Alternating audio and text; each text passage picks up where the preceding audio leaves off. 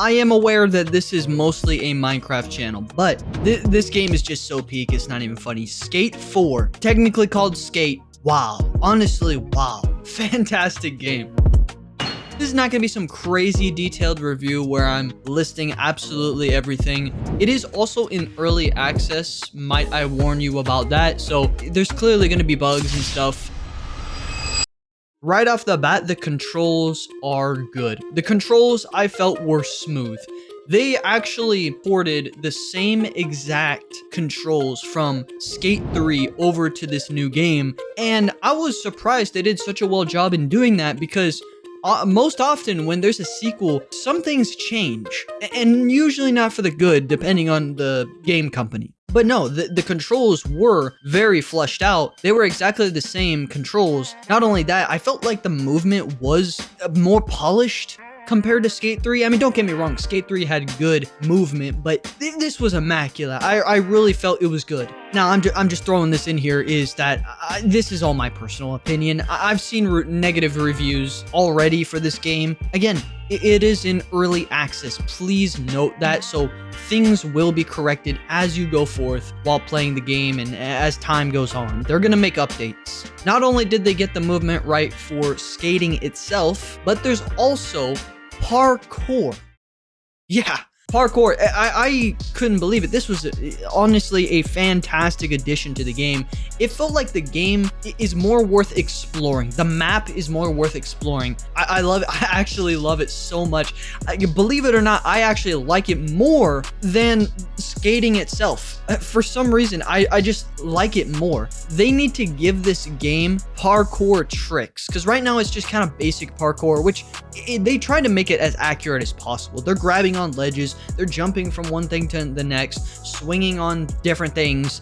It's pretty good, and the movement is beautiful, but I think it would be really cool if they can add tricks to this parkour system so that you're like doing flips and stuff and maybe get like points for that, just like you would with a normal skateboard trick. Now I'm talking about future updates. The point is fantastic. I thought it was cool. Very great addition to the game. Now let's talk about the pricing, because I probably should have talked about that first. It is a completely free game, by the way. If they made the game fairly cheap, it still would be great, but completely free just opens up the doors for those who have played Skate 3 like myself and many others. But not only just opens the gate for them, but also people who have never played a single skate game in their life, because then they can play the game for free. I mean, they don't have to commit to anything. They just try it out for free. Doing it for free, it just sounds like it would make sense, especially since it's kind of an MMO, I guess you could say. You get to be able to see other players while you're playing the game, whether you're playing side quests or just goofing off, or you're doing main quests. You're able to see people as you travel throughout the map,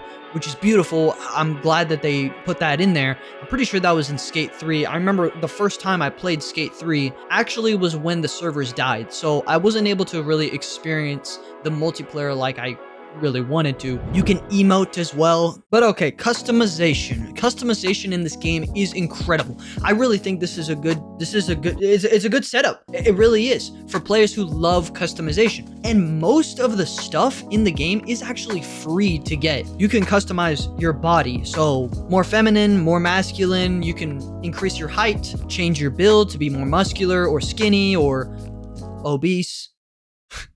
You can change your hair, you can change your eyes, your facial structure. There's a lot you can do, and that's just for the physical appearance. This doesn't even include clothes, as well as customization for your board. So there's multiple things that you can customize. It's quite a bit.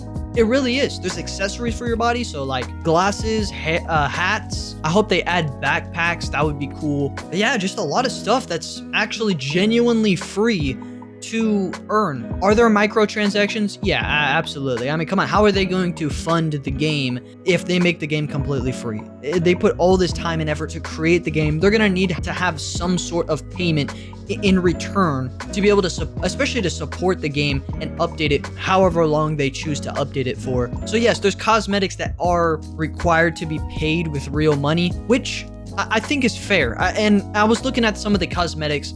There's some decently cool things, and this game, I think there's a good alley-oop here. Okay, collaborations, it just gives me that idea when I see all these cosmetics, especially if it's from other games or maybe a movie that's coming out. And I'm looking forward to that. I hope they do that. Okay, multiplayer, I kind of touched on a little bit.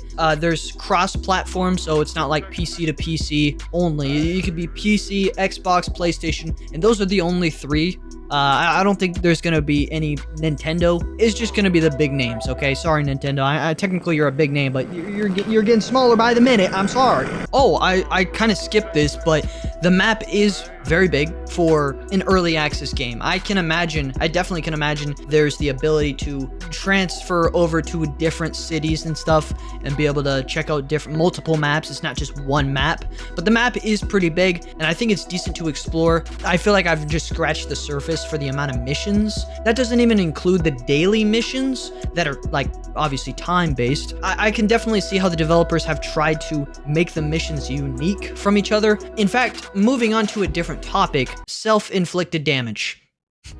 Okay, the reason why I mentioned that is because there are missions where you got to do as much damage to yourself as possible, or you have to land on a certain thing. It's pretty fun. I'll admit it's cool.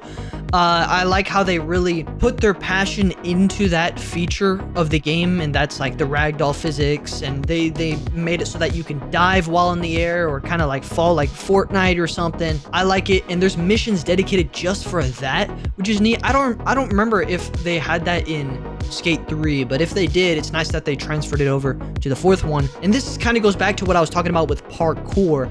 It would be cool if you could do these tricks with parkour, then we can get missions in the parkour side of the game. You know, maybe you have to race up a certain building, or maybe they're timed events that require accuracy, whatever it may be. But I think that would be cool, because then we can get 3 different kinds of missions. One for skating, one for parkour, and one for self-inflicted damage. So if you do have a PC, Xbox, or PlayStation, be sure to check out the game. It's free. And if you enjoyed the video, be sure to leave a like and subscribe.